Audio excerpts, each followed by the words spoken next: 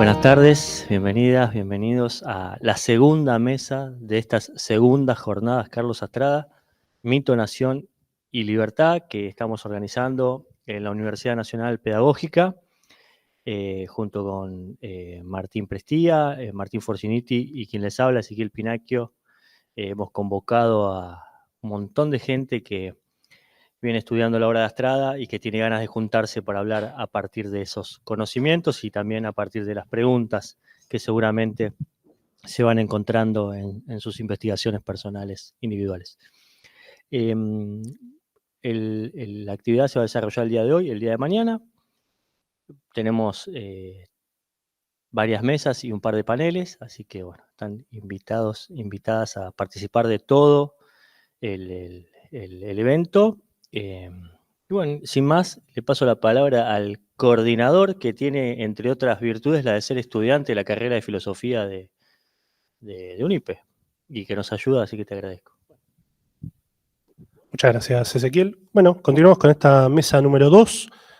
Vamos a escuchar las ponencias de Max Kubasek, intitulada Carlos Astrada, el karma budista en el mito gaucho.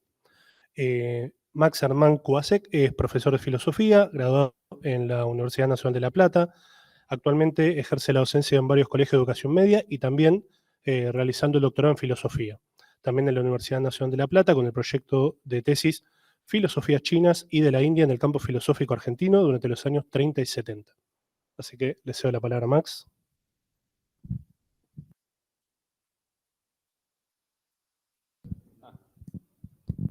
Hola, hola, ahora sí. Bueno, ¿qué tal? Buenas tardes. Bueno, como me presentaron, soy Max Kubasek, soy doctorando en filosofía.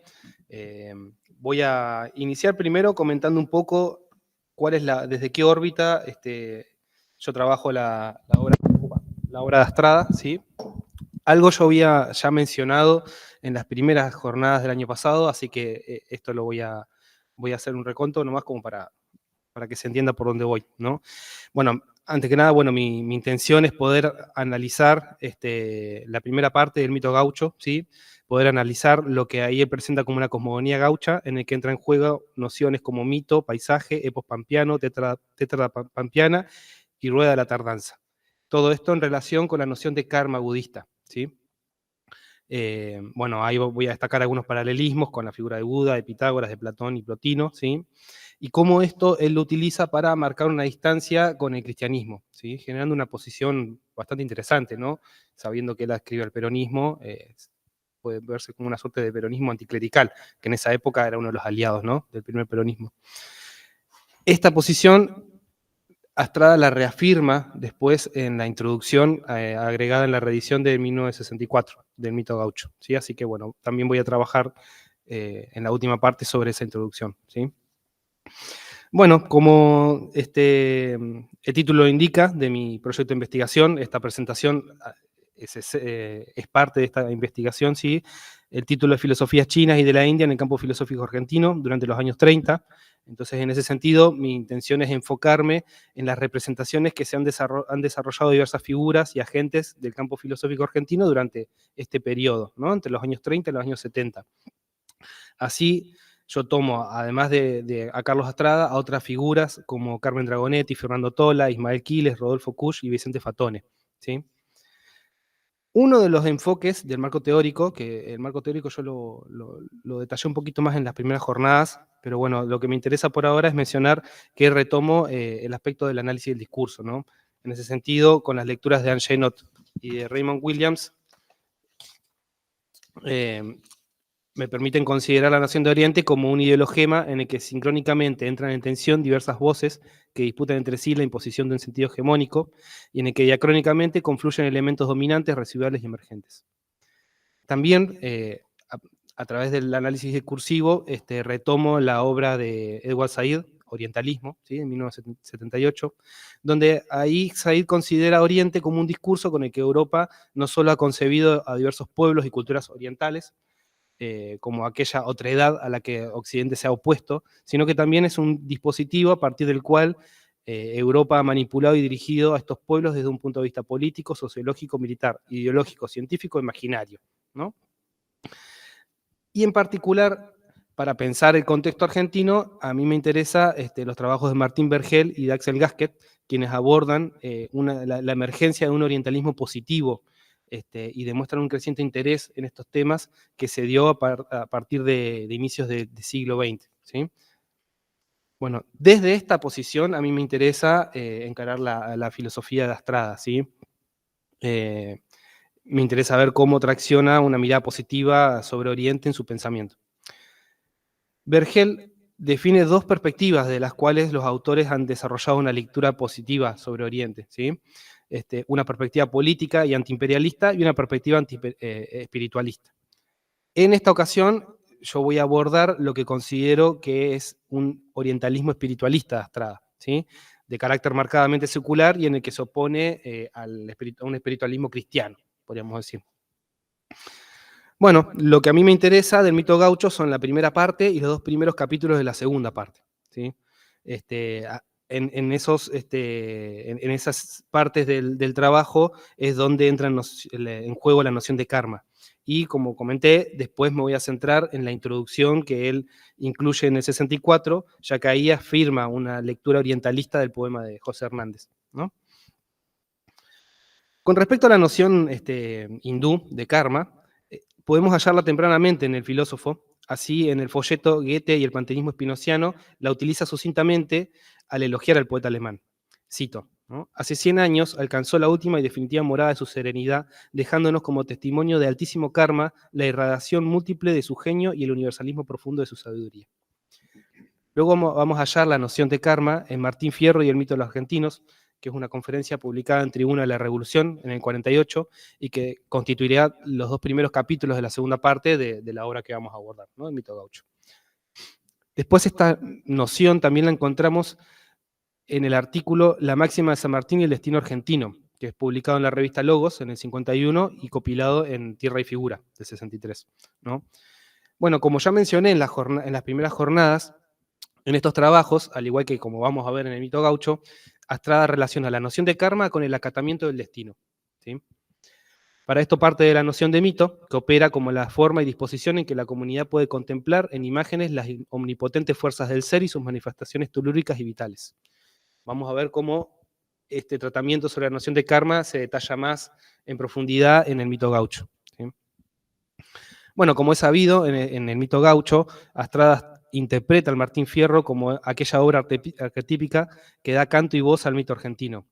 Y acá el mito argentino se entiende como el conjunto de totalidades de supuestos, como la totalidad de supuestos y enunciados emocionales de nuestra comunidad humana relativos a su finalidad implícita que ella tiende a alcanzar como autocompresión histórica de su ser y de sus efectivas virtualidades. Una cita de Astrada, ¿no? A partir de la idea de mito, elabora una exégesis de la figura del gaucho como arquetipo del hombre argentino, como el cimiento de nuestra vida nacional, donde se asienta la comunidad política argentina. La emergencia y el desarrollo del mito también entran fundamentalmente en juego las fuerzas telúricas de la Pampa, como escenario cósmico donde el gaucho enfrenta aquellas fuerzas. Según Astrada, Fierro oye la voz de la tierra, oye el llamado desde el fondo del mito y siente que ha de conquistar aquel paisaje en un combate espiritual, anímico con las cosas, para poder forjar el mito, ¿sí? Y es en este combate donde el gaucho adquiere conciencia de su karma, es decir, de un destino que se encuentra, según Astrada, prebosquejado en el mito pampeano. El filósofo afirma que, al igual que Fierro, el hombre argentino ha de someterse a la ley del propio destino, sin traicionarla ni adulterarla, concibiéndola como un imperativo supremo. Cito, en este sentido, afirma Astrada, la sabia advertencia de Martín Fierro es una incitación para los argentinos que nos llega realzada por su ejemplo magnífico, en el que a esa ley nos la ofrece plenamente cumplida en cada uno de sus actos y en la total trayectoria de su conducta, en la plenitud del karma prebosquejado en el mito pampeano. Asimismo, en el artículo del 51, encuentra esta invitación a cumplir con un destino colectivo y nutrir el mito argentino al interpretar la máxima sarmatiniana, serás lo que hay que hacer, si no, eres nada. Dicha máxima es concebida como una especie de imperativo para los argentinos, una incitación a ser fieles a un destino, a hacer lo que hay que hacer conforme a una vocación humana e histórica. Es el mandato de obedecer a nuestra naturaleza, a someternos con la más lúcida conciencia a nuestro karma. Otra cita también de ese artículo. Ahora, Esta noción del mito para Astrada no es únicamente un producto de épocas primitivas, sino que ha de ser incrementado y nutrido, actuado como un fermento en la vida espiritual e histórica de una comunidad. En este sentido, el filósofo considera el espíritu como un principio esencialmente operante que tiene por tarea eminente y primordial conservar y acrecentar las fuerzas terrenas íncitas en la existencia humana en una comunidad social e históricamente determinada. De este proceso creador, espiritual e histórico, en la segunda parte dirá que será juzgado no según un canon escatológico, con un juicio final con acabamiento de la historia, sino en el recinto de la propia conciencia, en lo individual y en lo colectivo, ante un tribunal universal, instancia secular representada por la historia universal. Esto nos permite afirmar el tono marcadamente secular del espiritualismo astradiano, ¿sí? Por otro lado, en relación a estas reflexiones ya, que son de la primera parte, nos interesa, ¿no?, comentar cómo en estas reflexiones sobre el mito está de fondo operando la noción de voluntad de poder de Nietzsche, ¿sí? El mito gaucho y el Nietzsche de Astrada son publicados el mismo año, son escritos contemporáneos, y como afirma Guillermo David, están eminentemente emparentados. Así, en el Nietzsche de Astrada, el filósofo afirma que la meta de la voluntad de poder es forjar, cito, una imagen cósmica del hombre y asignarle a éste el máximo de poder que pueda asumir. El valor de vida del hombre y de sus generaciones consiste en transformarse en centro de fuerza, en lugares de tránsito de la voluntad de poder para forjar de esa imagen política y cósmica. Y luego afirma que la voluntad de poder es simplemente voluntad de ser y de crecer e incrementarse. Esta es una primera reflexión, ¿no?, sobre cómo en estas reflexiones aparece la figura de Nietzsche, ¿sí?, que también en Nietzsche hay varias nociones orientales, ¿no? Y después, en base a estas reflexiones, me interesa destacar que ya hay una postura crítica frente a las clases dirigentes de Argentina, ¿sí?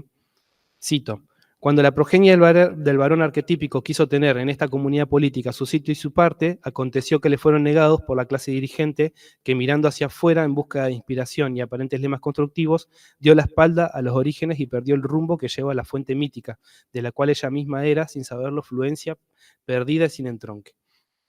Entonces, bueno, esta crítica a la dirigencia política después va a ser contrapuesta con una cosmovisión política que se va a desarrollar en la segunda parte del libro, ¿no? Bueno, esas reflexiones en torno a lo que es la primera parte. Ahora voy a hablar un poco, quiero ver cómo estoy de tiempo. Estamos bien. La segunda parte, de los primeros 2 capítulos de la segunda parte del mito gaucho, ¿no?, ahí profundiza la noción de mito desarrollando una cosmogonía gaucha, ¿no? El filósofo le otorga carácter de poema épico al Martín Fierro al afirmar que en este se plasma el epos pampeano, que opera en el mito gaucho. Este epos, en su espíritu, es un mensaje de vida y superación para los argentinos. El enfrentamiento de Fierro con el misterio telúrico de la Pampa traza una épica en el destino de los argentinos. Y en esta epopeya se da un extrañamiento y retorno del personaje épico. Cito: Martín Fierro, en su vuelta, retorna sonámbulo y trata de retomar su ser, de rescatarlo de la sutil neblina de este sueño, de despertarse por el eco de su propio canto. Fierro logra retornar del extrañamiento, ya que se ha mantenido fiel a la esencia de su ser y sabiendo lo que quería y hacia dónde lo encaminaban sus pasos. Y en su retorno, la conciencia de su misión se ha vuelto más vívida. A su vez, este despertar no es individual, sino colectivo. Cito: a lo mejor el despertar anhelado por Martín Fierro no consistía en definitiva más que en soñar el mismo sueño en común con otros hombres, con sus paisanos, que topa a su regreso del desierto. Un segundo elemento de la cosmogonía gaucha es la tétrada o cuaternidad cósmica, compuesta por los cantos al cielo, la tierra, el mar y la noche, presentes en el contrapunto entre el Fierro y el Moreno. ¿Sí? Cito, una cita: es el momento en el que esta tétrada o cuaternidad cósmica va a cobrar voz, irrumpiendo en un canto en el arquetipo de la Pampa, en el gaucho. Lo que el Moreno, respondiendo a las preguntas de Martín Fierro, canta. Es lo que andaba en boca de anónimos rapsodas pampeanos, los que habían recogido por tradición el relato de la cosmogonía gaucha. Aquí el canto del cielo y del mar nos abren unas perspectivas sobre el macrocosmo y estamos frente a la acción de los elementos, pero evaluados con medida humana y a imagen de los actos humanos. En cambio, el canto de la tierra y el de la noche nos introducen en el microcosmo, y aquí escuchamos llanto que delata vida naciente, gemir elegiático y el lamento perdido en la noche, proveniente de no se sabe qué humano trance o dolor. Cierro cita. En estos cantos, entonces, lo que se da voz al mito argentino tiene un desarrollo macro y microcósmico a partir de su enfrentamiento con las fuerzas telúricas. Luego Astrada observa como parte de la cosmogonía gaucha una tríada conformada por el Sol, el mundo y la luna, que al igual que la tríada pitagórica, se integra y se concentra en una unidad divina, en el ser de todos los seres, brindando un aire místico y panteísta a la cosmogonía pampeana. Bueno, la emergencia de esta cosmogonía, por lo tanto, del mito gaucho a partir del canto, es asumido como un destino. Y esto es profundizado en el apartado Karma búdico y destino gaucho, donde desarrolla con más detalle su concepción sobre la noción budista. Por un lado, Astrada, al retornar un fragmento de Martín Fierro, donde el tiempo es entendido como tardanza, rueda y eternidad, relaciona el karma con la noción budista de rueda cósmica, asegurando que ésta opera en el poema de Hernández. Dicha rueda está constituida por las ansias y esperanzas humanas siempre renovadas, caminos de vida que se cortan y entrecruzan, pero que no obstante convergen y se integran en el todo, son absorbidas por este en su unidad inmutable. En este sentido, Astrada refiere a una preexistencia de los sujetos previa a su nacimiento en un plan uno y originario del mundo. Cada alma llega a la tierra, signada ya por un destino, nota originaria previa a la encarnación y a su devenir temporal.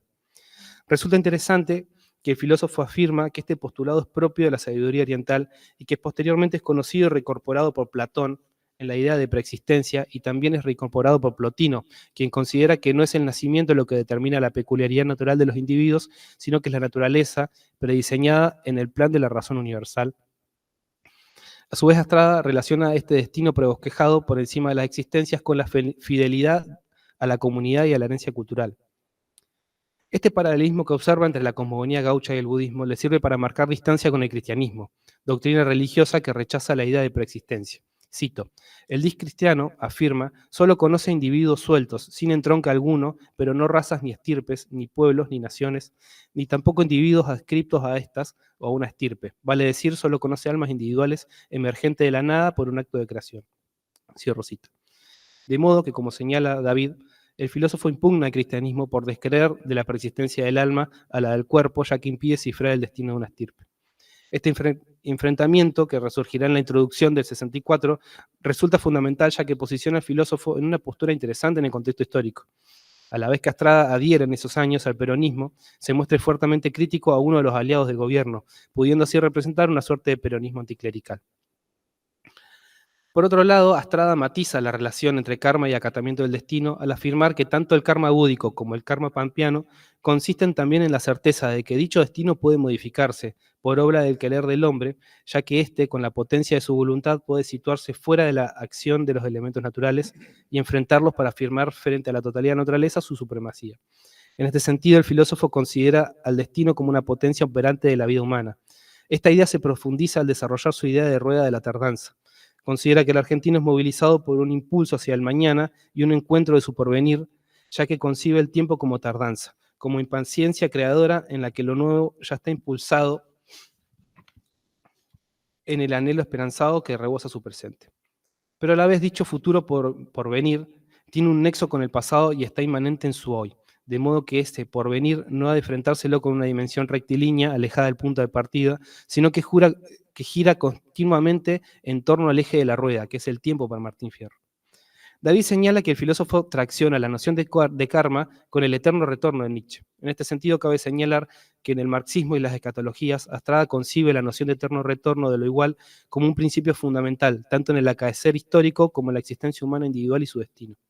Si nuestras acciones gravitan la posibilidad de que se repitan eternamente, estas recaen en nuestra total responsabilidad, cobrando un valor que no tendrían si fueran irreiterables y extrañas al propio karma. Bueno, Astrada no indica de qué fuente retoma la noción de karma, ni la de rueda cósmica, ni tampoco sus afirmaciones sobre Buda y el budismo. Para echar luz sobre este tema, nos vamos a aventurar con una lectura contemporánea del mito gaucho, el artículo Budismo como filosofía de acidad de Junjiro Takakusu, que es del 44. ¿Sí? Si bien en el 50 aparece en castellano, ya en el 44 circulaba en inglés. Takakusu desarrolla 6 principios fundamentales de la filosofía budista. De entre ellos nos interesa el primero, el principio de causación. Vimos que Astrada relaciona el karma con el acatamiento del destino, un destino prebosquejado en una unidad inmutable, en un plano originario del mundo, según su definición de rueda cósmica budista. Takakusu plantea, él habla de 12 ciclos de causaciones y devenires que forman un círculo continuo denominado rueda de la vida, en la que es imposible señalar cuál es la causa primera. Cito, en el budismo se considera el tiempo como algo relativo, como un círculo sin principio ni fin.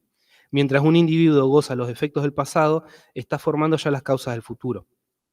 En este sentido, define el karma como la manifestación dinámica de la energía mental y física, energía que cuando se cristaliza o inmoviliza se vuelve energía potencial, que es la que permanece después de que cesan las acciones, y es lo que moviliza la rueda de la vida.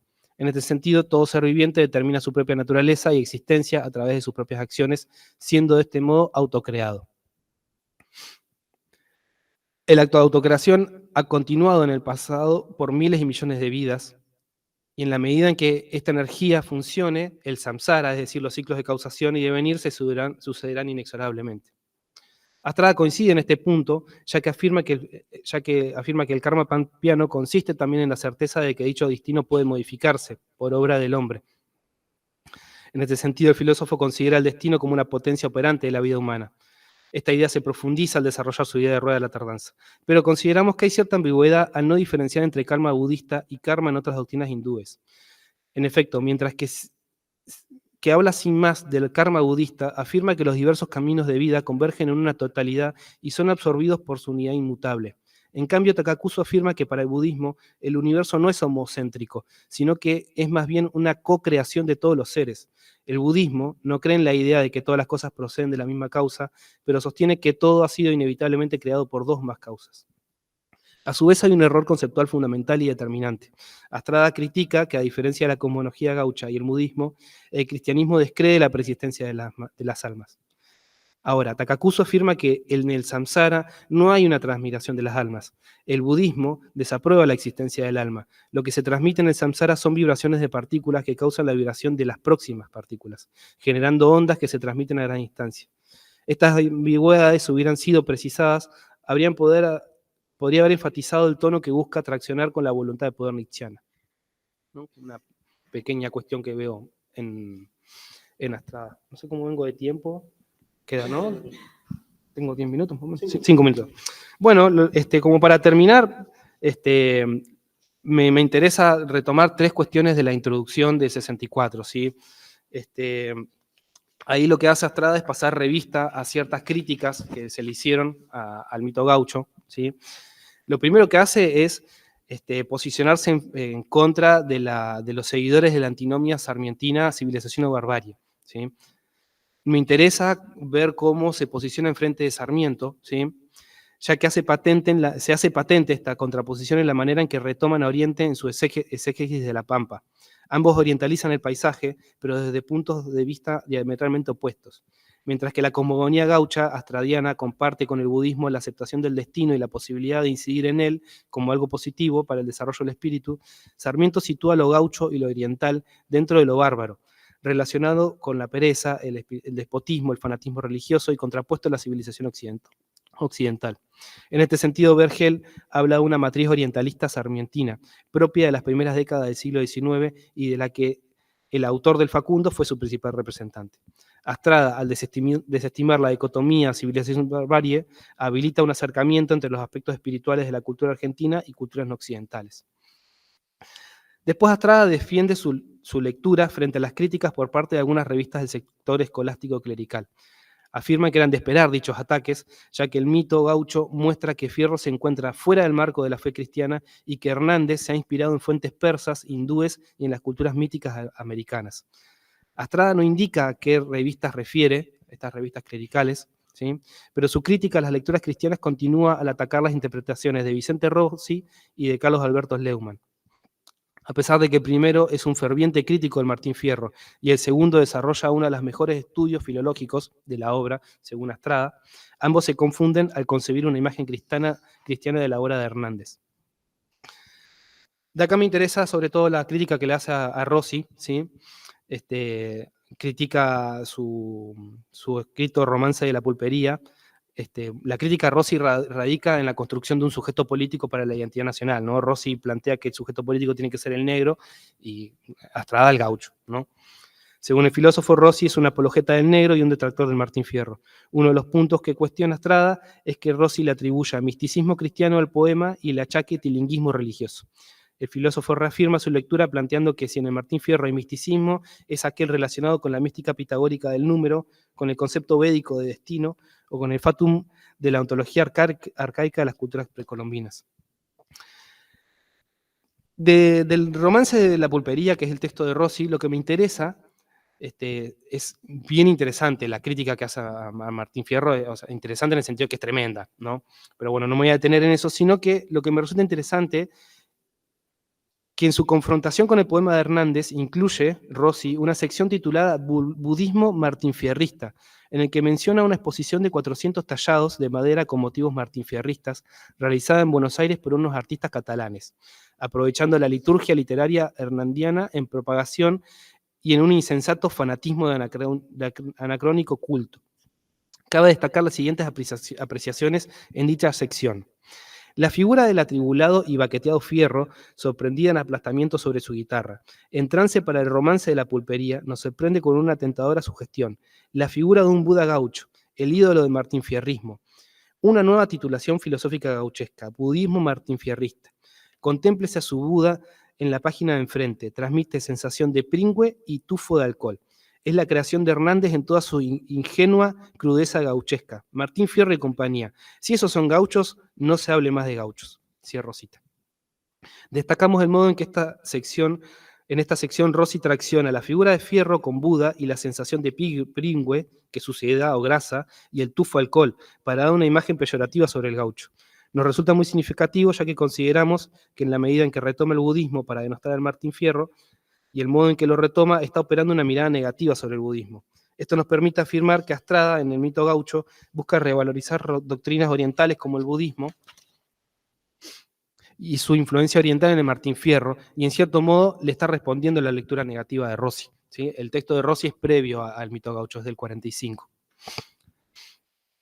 Bueno, después, como para cerrar, bueno, menciona hay una crítica a Leumann, ¿no? También Leumann plantea que en Martín Fierro hay una mirada apasionada sobre el cristianismo. Ahí Astrada le cuestiona eso, le reconoce que es uno de los mejores estudios filológicos, ¿sí? Y hay algo que como para cerrar, también para mantener la crítica que le hago a Astrada, es que mientras que en el texto del 48 habla de karma búdico, en la introducción habla de la idea de destino del Vedanta, ¿sí? Y son cosas totalmente contrarias, ¿no? Takakusu plantea que el budismo descreía de la autoridad de los Vedas y considera que mientras que el brahmanismo consiste en una filosofía de la seidad y se basa en una teoría de la realidad del ser, el budismo es una filosofía de la asidad y parte de una teoría del devenir que no admite ni Atman individual o universal ni eternalismo alguno, ¿no? Creo que estas diferencias entre budismo y otras doctrinas hindúes le podrían haber servido a Astrada como para poder traccionar con ideas que vienen desde Nietzsche, ¿sí? Pero bueno, con este repaso que yo hice, con estas reflexiones volcadas, mi intención era mostrar cómo en Astrada hay una mirada orientalista positiva, ¿sí? Y que genera tensiones con un montón de espacios, ¿no? Con la oligarquía argentina, critica también a la iglesia. Este orientalismo le sirve sobre todo para eso, ¿no? Para posicionarse enfrente del cristianismo, que como comentaba, es algo interesante porque en el primer peronismo era uno de los aliados, la iglesia, y entonces ya Astrada en el 48 se presenta como una suerte de intelectual peronista anticlerical, ¿no? Bueno, hasta ahí.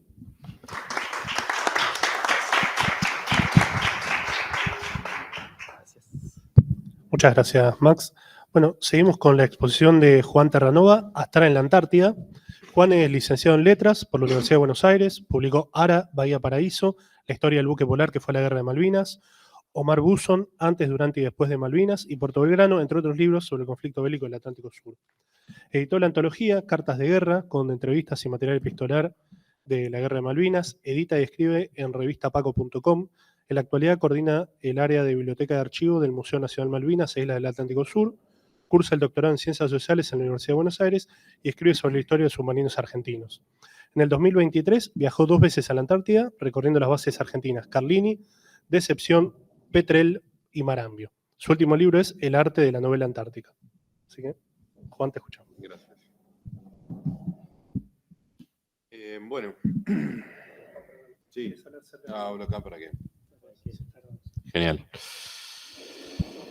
Bueno, el 22 de septiembre del 2024, hace muy poquito, Guillermo David publicó en Página 12, como forma de sus habituales columnas, una síntesis de la vida de Francisco Javier Muñiz, y ahí cita, del mismo Muñiz, un fragmento de voces usadas con generalidad en las repúblicas del Plata, la Argentina y la oriental del Uruguay. David señala que Muñiz realiza una operación que está en el centro de todas las discusiones por la identidad argentina. Esto es darle voz al gaucho. Les leo la cita.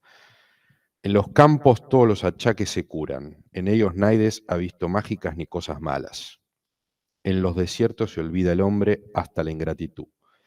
Pero el campo es engañoso como la sirena. Atrae al hombre, lo encanta, lo querencia, pero al fin se lo come. Me interesa la comparación entre el campo y la sirena. Me recuerda un fragmento de Astrada, un fragmento famoso que seguramente ustedes conocen. Nuestra esfinge, la esfinge del hombre argentino, es la pampa.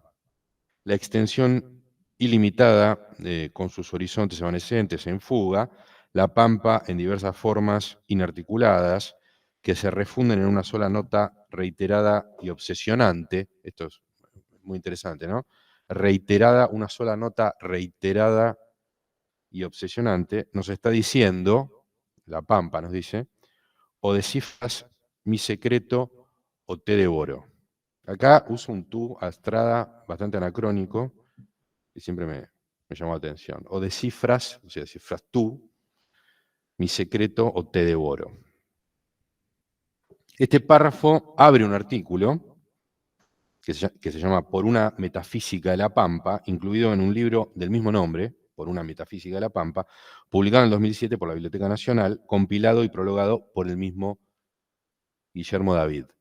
Acá quiero contar una anécdota muy rápida. Yo estaba en la Antártida en una base y en un barco llegó David con una biblioteca de la Biblioteca Nacional y lo primero que hizo cuando me encontró fue regalarme este libro de Astrada, así que yo lo leí en la Antártida. Estoy hablando entonces con conocimiento de causa. O sea, no significa nada, porque había un montón de gente ahí que Astrada no sabía nada, pero la escena es real. Y entonces yo me anticipo un poco, empecé a tachar donde decía en el libro llanura o pampa y poner Antártida, a ver qué pasaba con ese libro. Pero me estoy adelantando. El de Muñiz y el de Astrada son párrafos muy parecidos, ¿no? El de la sirena y el de la esfinge. La diferencia es que en el de Astrada, está la posibilidad de salvarse de ese enigma. Muñiz es fatal, ¿no? Como todo buen criollo. ¿Y cómo dice Astrada que nos podemos salvar de ser devorados por la pampa? Descifrando el enigma de la esfinge, descubriendo, podríamos decir, articulando con la pequeña cita de Muñiz, el engaño de la sirena.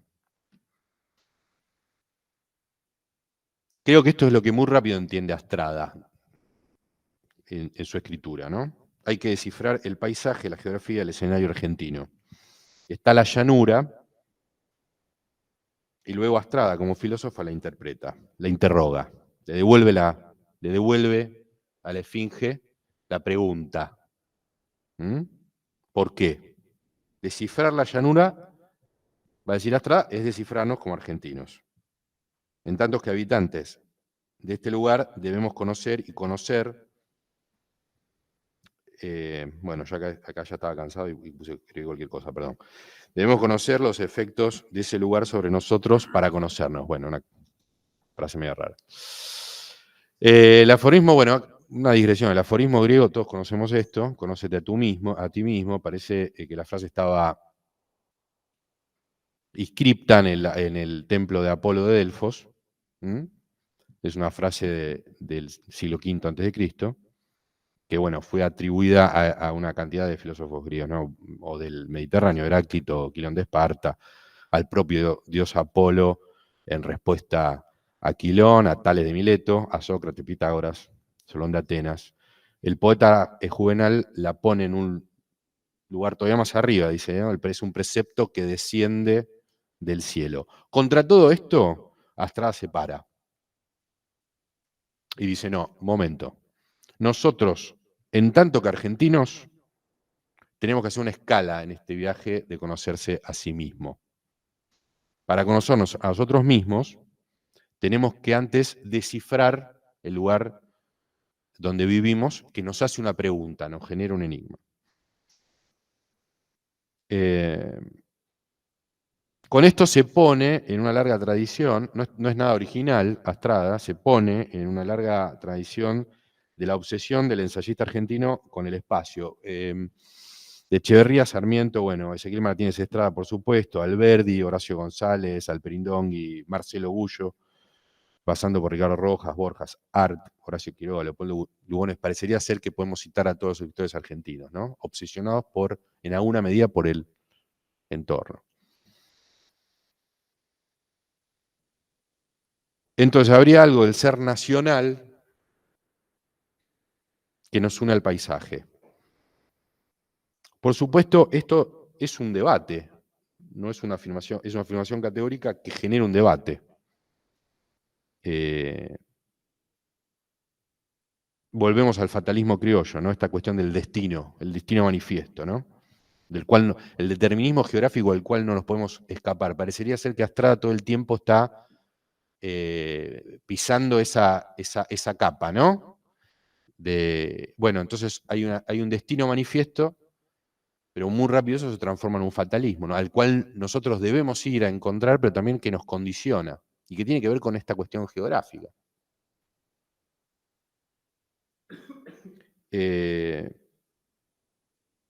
Es afirmativo Astrada, ¿no? Murena no va a ser afirmativo, Martín Estrada no van a ser afirmativos. Hay un diálogo que todos intuimos o que todos vemos en la obra de Astrada si la comparamos con estos autores. No es que esto no exista, estos problemas no existan en Astrada.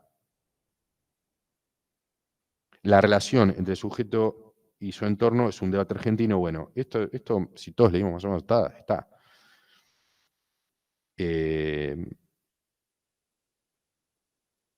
Mi padre, que era muy lector, decía que Astrada era un boludo. Así nomás. Decía, ¿cómo? Por ahí italiano aparte. Entonces decía, ¿qué le pasa a este tipo? Y si nosotros comemos pan dulce en Navidad cuando hace 40 grados de calor, ¿de qué me está hablando? Me dice. ¿Qué es el mito gaucho? ¿Qué es la geografía? Si nosotros vivimos en una ciudad que aparte hicimos nosotros, los italianos, decía él, en la llanura. ¿Qué paisaje me habla? Nosotros cuando vamos a Villa Gesell vemos la llanura, después no la vemos durante todo el resto del año. Esto es, él decía, Astrada es un representante del telurismo peronista que decide construir artificialmente algo, pero claro, después yo le decía, yo cuando sentía eso decía, bueno, era una voz muy fuerte, ¿no? Pararse frente a Astrada a decir esto. La parte es textual, no lo voy a repetir porque entre nosotros suena feo, pero digo, decía eso, ¿no? Ahora, me parece que en Astrada está esa conciencia de crear el mito a partir de la tierra, ¿no? No es solamente ese determinismo geográfico. Hay algo más sobre esa geografía, que bueno, por supuesto el mito gaucho es la gran obra de Astrada, y es lo que viene a explicar. Bien, entonces, ¿cómo entra la Antártida en esto? Ustedes, esta glosa medio brutal y simplificadora, me excusan, por favor. Y ahora viene la Antártida. Nosotros vivimos en un país bicontinental. O sea, vivimos en un país que tiene, ¿sí?, una expresión geográfica en 2 continentes. A partir del 2010, por una ley votada por unanimidad en el Congreso, tenemos un mapa bicontinental, que es el mapa oficial. Ya la Antártida no está en un triangulito de costado, sino que está en su real proporción, como dice la ley, que dice que ese es nuestro mapa oficial. O sea, ya no podemos reducir la parte latinoamericana a la llanura pampeana, que es la operación que sistemáticamente hace Astrada, ¿no? Ni podemos obviar nuestra soberanía marítima tan fácil, ni nuestra soberanía antártica. Acá hay un cassette antártico, que es el de que ocupamos la Antártida hace 120 años, y bueno, somos el país con más presencia antártica, somos el país que más bases antárticas tiene, somos una potencia antártica. Está bien, porque es como estamos al lado, ¿no? Un polaco, un alemán, un chino, un coreano tienen que viajar, tienen que recorrer todo el mundo. Nosotros no. Es más, la distancia que tenemos de la Antártida es mucho más psicológica, espiritual que física, ¿no? Pensamos que la Antártida hace frío, es un lugar hostil, no, es mentira.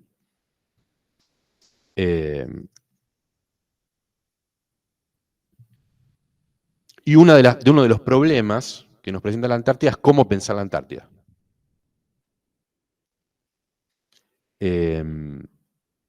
Entonces yo propongo pensar la Antártida con Astrada. Aplicar las ideas de Astrada a la Antártida. Leerlo desde la Antártida. Esto acortaría muchos caminos, ¿no? Porque podemos leer la Antártida desde el Facundo, ¿no? Podemos leer la Antártida, por supuesto, de Ezequiel Martínez Estrada. Pero parecería ser que Astrada hay algo de Astrada que funciona mejor con la Antártida.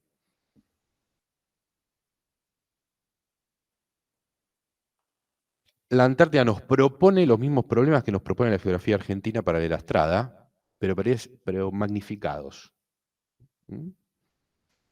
O sea, donde la llanura mítica de Astrada se corporiza de determinada manera, en la Antártida parecería ser más llanura que la llanura, más vacío que el vacío, más enigma que el enigma de la llanura, sobre el cual hemos escrito bibliotecas enteras en la Argentina, ¿no?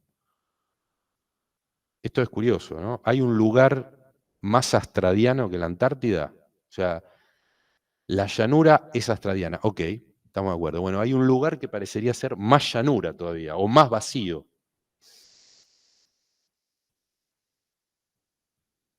Entonces, voy a leer un párrafo para no desvariar tanto.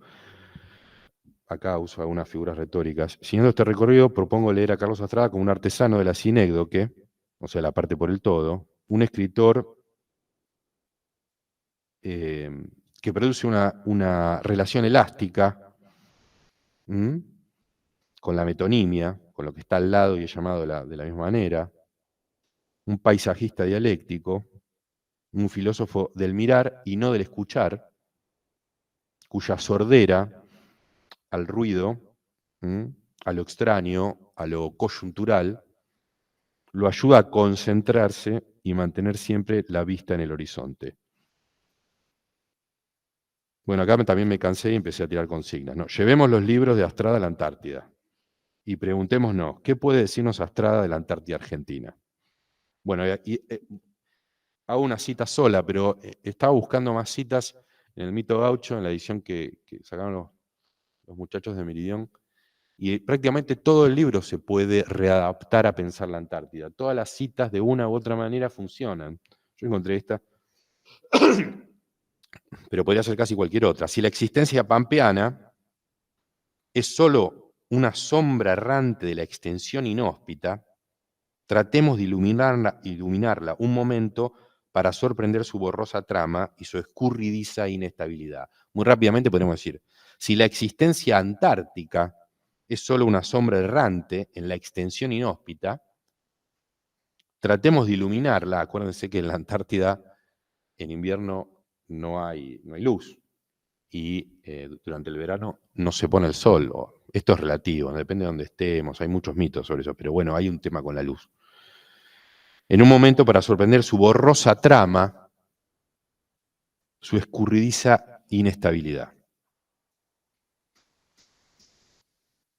Bueno, y después hice una lista de conceptos, el numen del paisaje, el espíritu, el genius loci, bueno, y finalmente el mito gaucho. ¿Cómo se va a presentar ahí? Hay que adaptar mucho, poco, nada, porque nosotros no tenemos un gaucho antártico todavía, ¿no?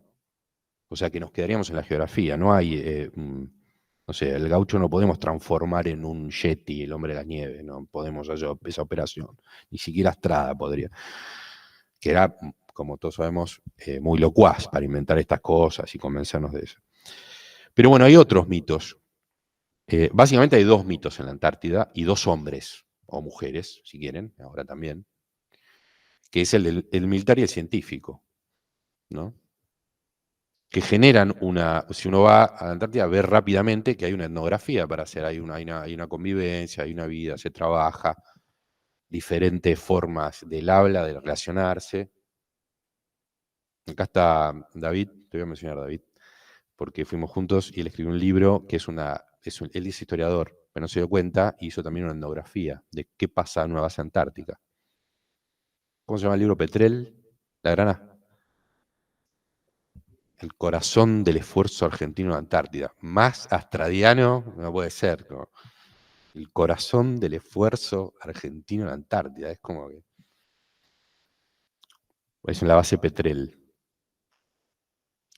donde había 30, nos recibieron 30 hombres de las Fuerzas Armadas Argentinas. Todos barbudos. Una imagen, motos de nieve. Hay como un gran mito a trabajar en el militar argentino en la Antártida, ¿no? Algo que ni siquiera el proceso de reorganización nacional pudo interrumpir. Es muy interesante, ¿no? Porque la relación de las Fuerzas Armadas con la población civil argentina se ve interrumpida en determinados momentos no sé, la periodización de los golpes de Estado, y eso no afecta, ¿sí?, el esfuerzo antártico argentino.